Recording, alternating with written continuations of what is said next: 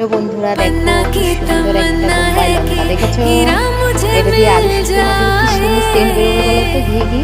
তো দেখো পাশের বাড়ি একটা পিসি মাসিরা সে দিয়ে গেছে, এখানে কিছু কিনে খেতে হয়, আশেপাশের বাড়ি সবার চোখে চোখে কাঁঠাল কাঁঠাল কিছু পাওয়া যায়।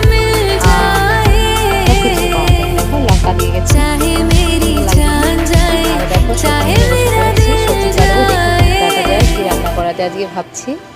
দেখো চাল কুমড়াটা নিয়েছি, কি দিয়ে বানাবো বুঝতে পারছি না, সুন্দর লাগবে না, একদম টাটকা, কালকে নিয়েছিলাম সব ফ্রিজে ছিল।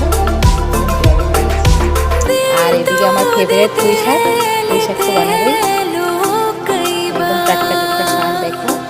আর এদিকে আছে পটল, এদিকে উস্তা আছে, উস্তা আলু ভাজা করবো আজকে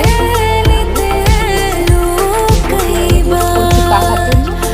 দেখো আর একটা জিনিস দেখাই, দেখো লাগছে আজকে, দেখো সকালবেলা আজকে ঠান্ডা ঠান্ডা একদম মৌসুম সুন্দর, হাওয়া চলছে ঠান্ডা ঠান্ডা, রোদ নেই, কি ভালো লাগছে দেখো জায়গাটা, নাজারাটা, সব গাছগুলি নড়ছে দেখো, আর কি সুন্দর লাগছে।